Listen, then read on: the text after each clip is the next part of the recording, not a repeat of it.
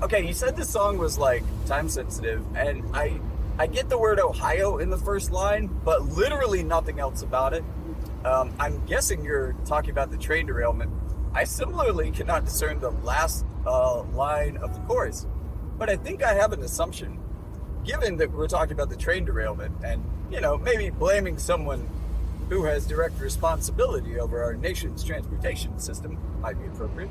Anyways, I was thinking, when I say we need a leader, not the devil in the way. Call a doctor, someone fix all of our brains. Maybe God can help for just one day. Send us anyone except for Mayor Pete. But see, the last syllable of that just doesn't work. But he's in charge of the Department of Transportation now. Fuck that guy. He's been fucking everything up, man. Been fucking up with the railroad, man. That's the whole reason we're in this mess. Anyways, I thought I'd send that to you. Also, I'm bored. No.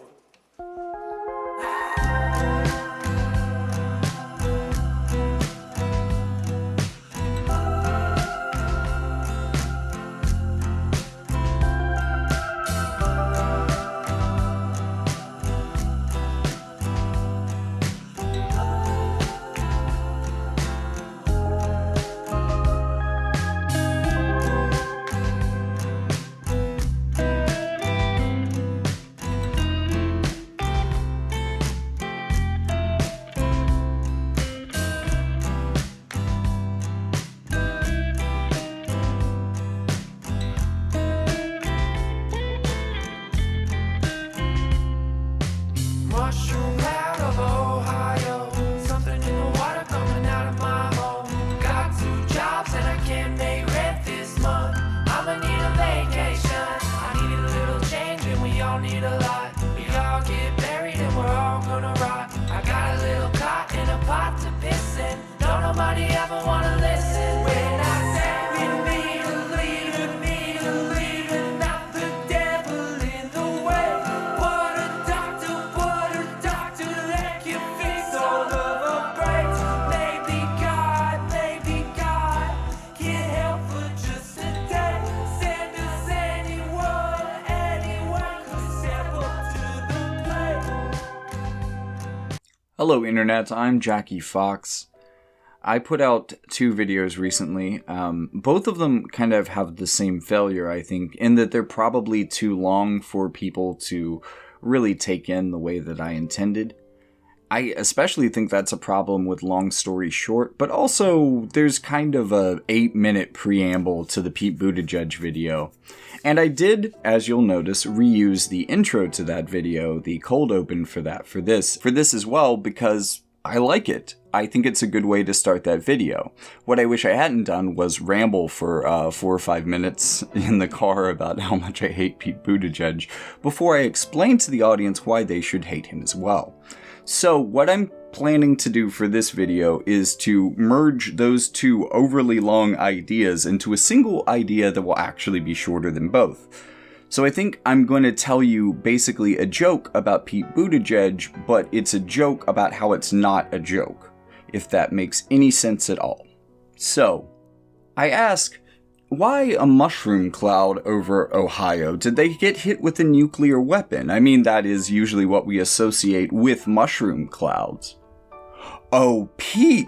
You want me to tell you about Pete, huh? Alright, well, look, listen, check this out. So, everybody talks about how Pete is a Rhodes Scholar, and yes, he did go to a series of prestigious universities, first Harvard and then Princeton, but the thing that people don't talk about Pete in leading up to him becoming a mayor, I mean, people do talk about him being in Afghanistan. Maybe I have a less charitable view towards military service than some, especially if you're wealthy and joining the military. I get how it's a poverty trap. I get how poor people would get sucked into the military, but I don't understand how someone who just graduated from Princeton gets sucked into the military with good intentions, I guess, is what I'm saying here. And then after he got out of the military, he worked for a company that he just doesn't like to talk about or tell us about. And the reason for that is that it is the McKinsey Group. Have you ever heard of the McKinsey Group?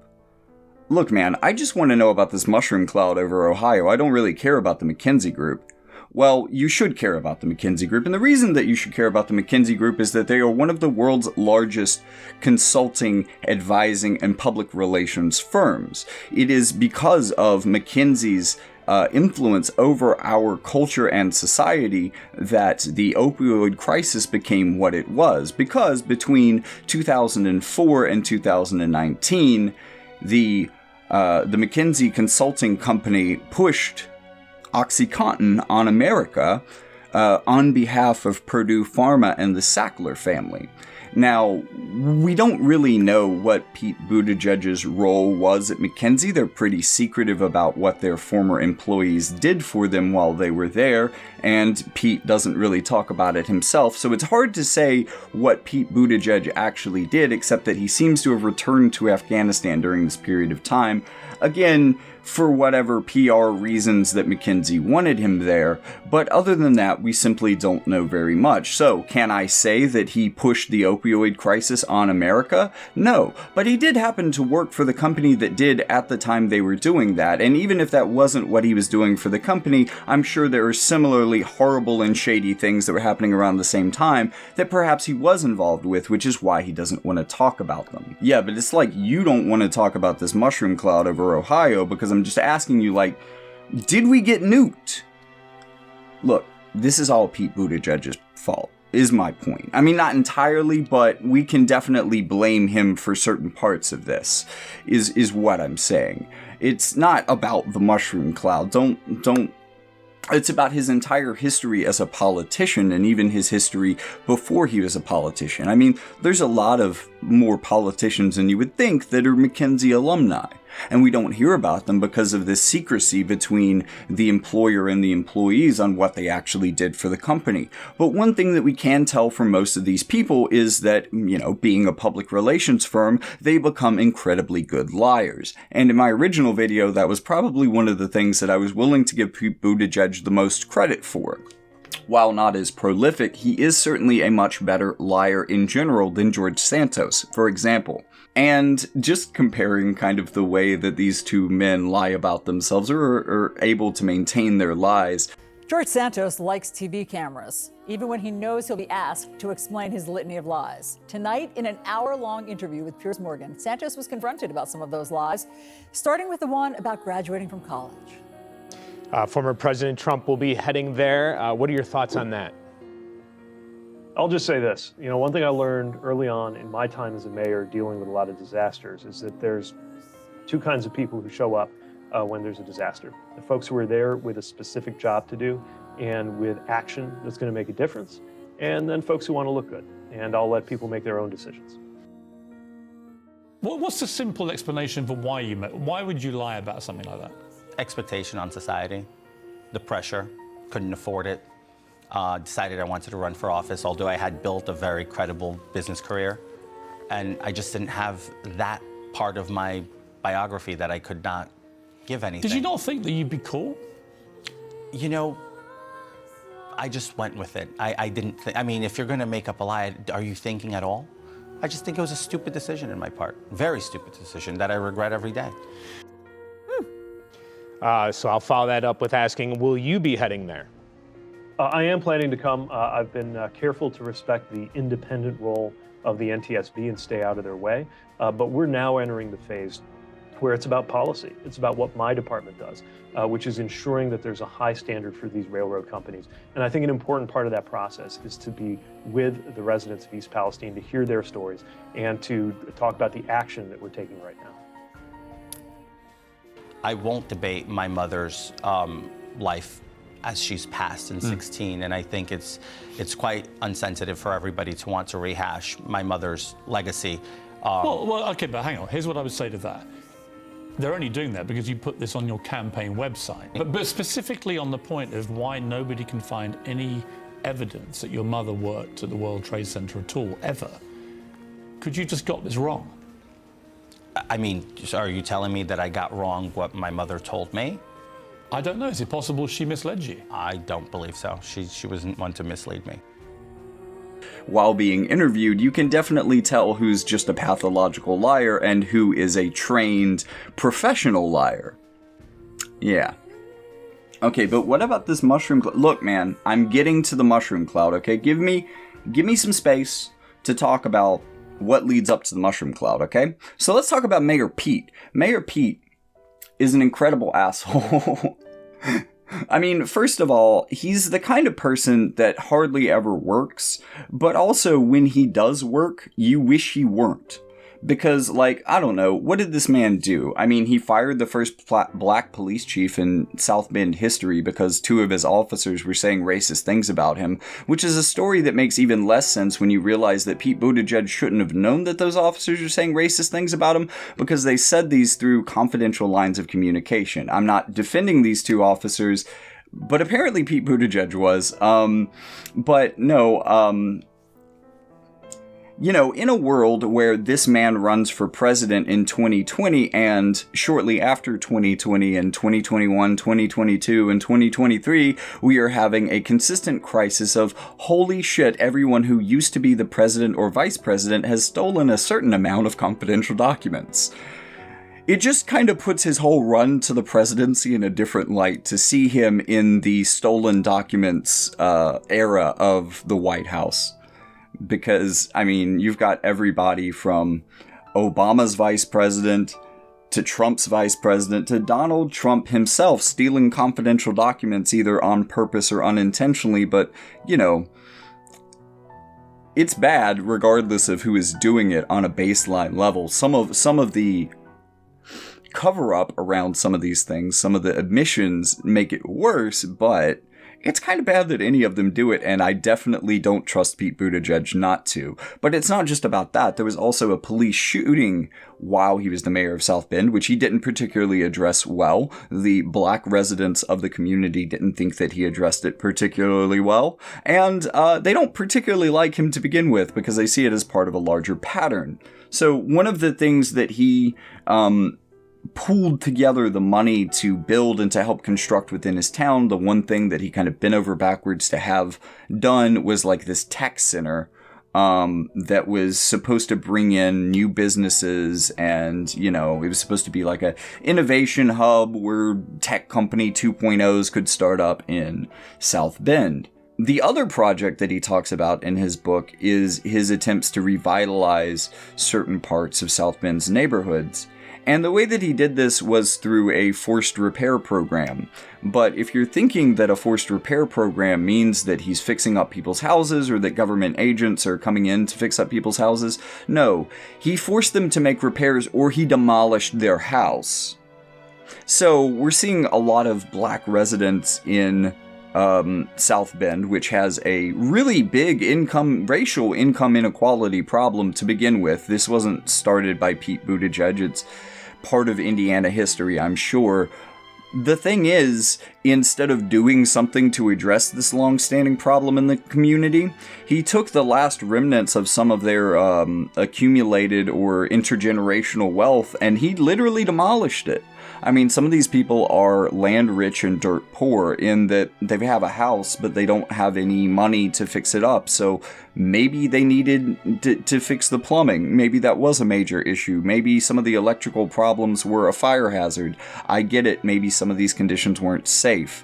But when you compare it to what being homeless is like in South Bend, I would rather them have a dysfunctional house than live on the streets, because let's be real clear here, Pete Buttigieg does not give a single solitary fuck seemingly about black people, but also especially homeless people, and very much especially homeless black people. I'm just saying, he doesn't seem to think about income inequality because his entire fucking life he has been over top of it. He does not share a class interest with these people, nor can he even see from their perspective, and this makes him a radically ineffective politician in terms of being able to actually help the people who need the government's help. Yeah, so basically he's an entitled white guy. Okay, I get it. I want to know about this Ohio thing, for fuck's sake. Okay, well, the other thing, look, we're getting there, okay? The other thing that you need to know about Pete Buttigieg's career as a mayor is that Pete Buttigieg was also likely very often an absentee mayor because he was running for other governmental politicians while he was in office, and the campaigning for that pretty much took up all of his time, meaning that he was not able to be, for at least a good portion of the time he was the mayor of South Bend, he did not have the time to do the job. He does not do the job. He does not do the job, and when he does do the job, he's bulldozing your house, and you really wish that he had taken the day off today. That's his history as a mayor, and this carries on into everything else he has done since then.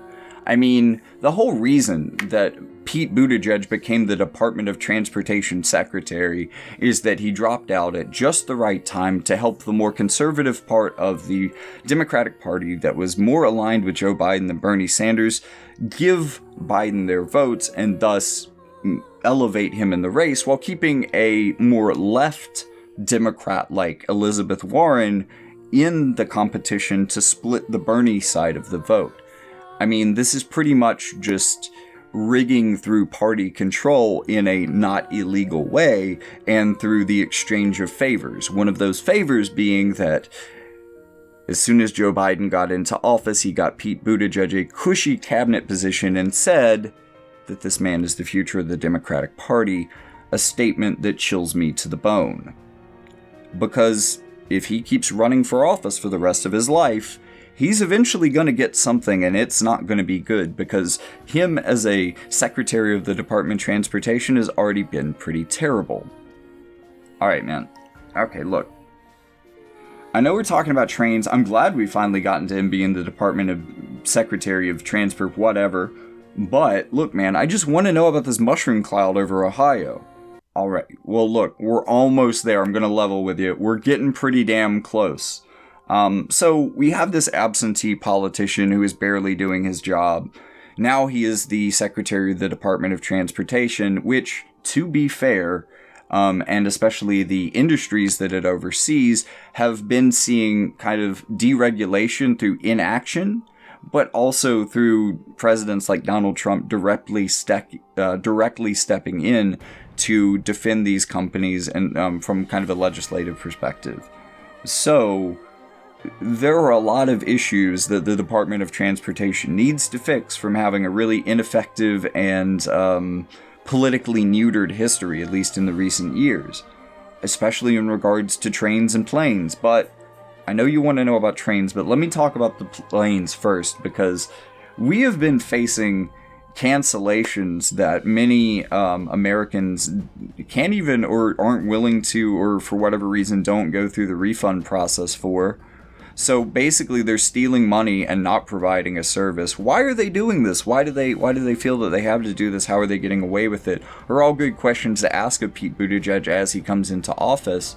Because what they had done under the previous administration was to promise that they wouldn't lay off any workers, and then they got their own congressional bill to save them. They got their own handout from Congress, and then they fired a third of their workers, and they still haven't hired them back.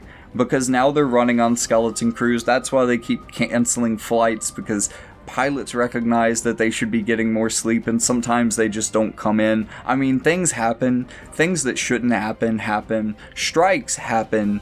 And that's another issue that the airline industry was facing throughout that time, because the union bosses and the company bosses just could not get on the same page about, you guys need to hire more workers just to have basic safe working conditions in the workplace. Like, this is unacceptable, and it's going to be especially unacceptable when one of these jetliners crashes into a major suburban neighborhood and we have Donnie Darko re-happening in America. Wow.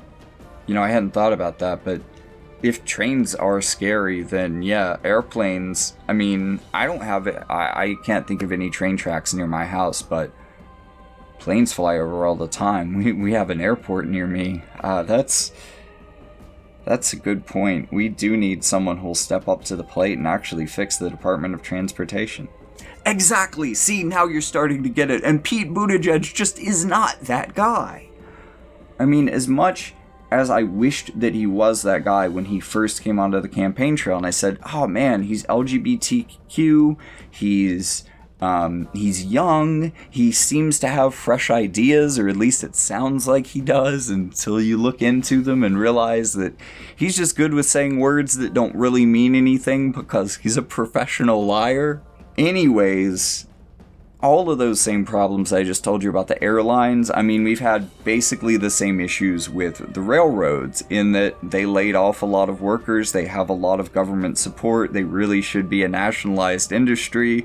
They also, since they laid off a lot of their workers, have had a lot of strikes and had a lot of issues where the workers just want to get that hiring up so that they don't have to work two people's jobs and have both of those jobs be potentially responsible for an accident such as happened in Ohio when someone isn't paying attention. And I know the issue there was more related to brakes, but there's also probably a lot of things that would have gone better if everyone had had a little bit more sleep.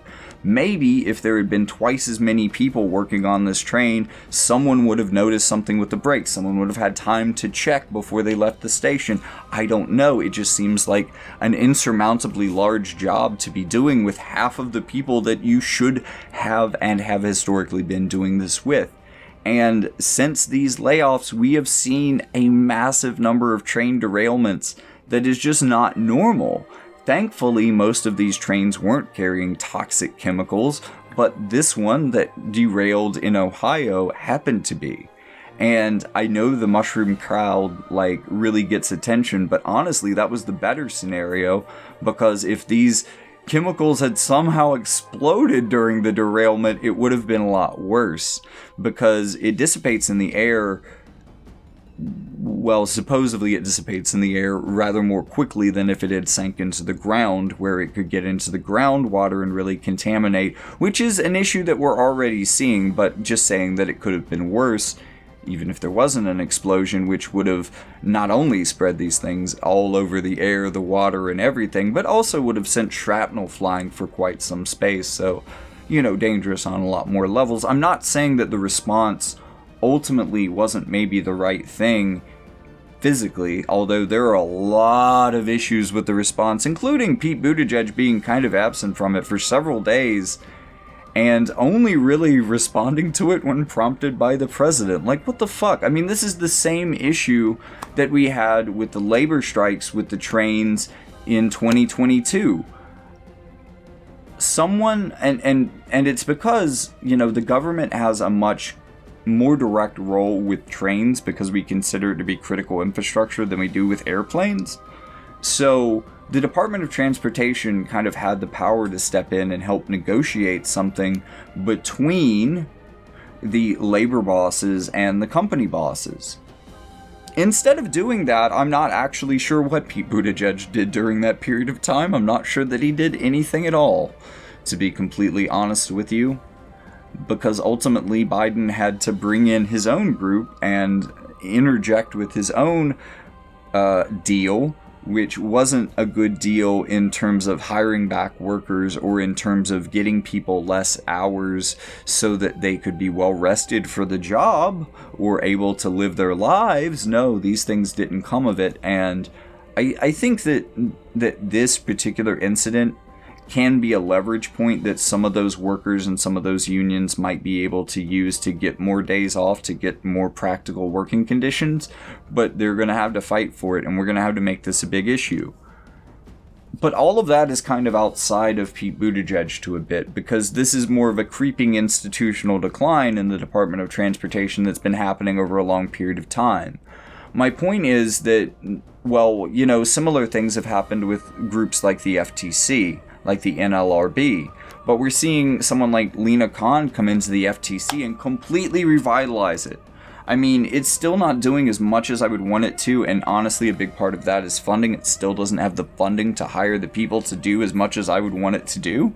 However, They are actually looking into antitrust. Lena Khan right now is talking about breaking up Google. If you want to talk about institutional atrophy within the American government due to neoliberal libertarian ideologies creeping into the mainstream, holy shit, the FTC is the first place to look. And one person who is willing to actually step up to the fucking plate shows up in the way of Lena Khan. And even though it's still an underfunded agency, it is doing the work it is supposed to be doing for the first time ever. The Department of Transportation needs a Lena Khan. It does not need a Pete Buttigieg. No one needs a Pete Buttigieg. There is not a fucking state, a town. There is no form of power or regulation that Pete Buttigieg should have over anyone that, yeah, he's just not. Don't give him power. I don't even want him, like, quitting politics and going back to McKinsey. That might honestly be worse. Just like, I don't know, man, let this guy retire. Like, can we give him a universal basic income to stay out of politics and out of McKinsey? Like, is that a thing we can do? Like, can we elect him president for a day so that he gets the stipend and he can just fuck off from American politics and PR companies for the rest of his life? Like, I don't think he would do it. I think he's still a greedy little pig, but, you know. Could we do that? Like, that would be great. Like, there are two people that I never want to see in the future of American politics ever holding office again, and those are Donald Trump and Pete Buttigieg. And while it may look like Trump might be getting back into some kind of office sooner than Pete Buttigieg, although Pete Buttigieg is currently, again, Department of Transportation Secretary. He's not out of office yet, which probably isn't going to stop him from running for office while he's secretary, but whatever. That's Pete Buttigieg at this point. The thing about Donald Trump is he is an old man. And the thing about Pete Buttigieg is he is a young man. He is a young man with a lot, several decades to change, to craft a narrative, to build public opinion, name recognition, to change his story to something that people actually like. There is one less candidate in the race for the presidency tonight. Delaware Senator Joseph Biden dropped out of the hunt today, saying the disclosures about his plagiarism in law school and his exaggerations about his academic record made it impossible for him to continue. I do it with incredible reluctance, and it makes me angry. I'm angry with myself for having been put myself in the position of having to make this choice. One of those lies happened to be saying that he marched in the civil rights movement. When I marched in the civil rights movement, I did not march with a 12-point program. I marched with tens of thousands of others to change attitudes. And we changed attitudes. To actually get elected, like, oh man. If I had to put money on who is more likely to become president for another 4 years, or for 4 years past the point that I am recording this video, I'm not counting anything in the past, would it be Donald Trump or Pete Buttigieg? I would probably say Pete Buttigieg, only because he can wait him out at this point. And like, I couldn't have said it any better than my friend did in the song. We just need someone to step up to the plate. 30 years after the Pullman train strike in 1918, Eugene Debs had led historic strikes and run for president 4 times on the Socialist Party of America's ticket since the party's formation. But the renowned orator had never given a speech like the one that he delivered in a Canton, Ohio park on June 16th. The working class have never yet had a voice in declaring war. If war is right, let it be declared by the people, you who have lives to lose. This speech would get him jailed under charges of sedition for speaking out against involvement in World War I. I know of no reason why the workers should fight for what the capitalists own, Debs wrote to novelist Upton Sinclair, or slaughter one another for countries that belong to their masters. And that's why that's the cold open, and that's why it's going to be the outro too. So even though this video was only a little bit shorter, and maybe not once I edit the song into it, I hope it was a lot more direct and to the point, at the very least. Even by intentionally not getting to the point. Meta humor, it's weird. Okay, I'll see you in the next one. Don't nobody ever wanna listen.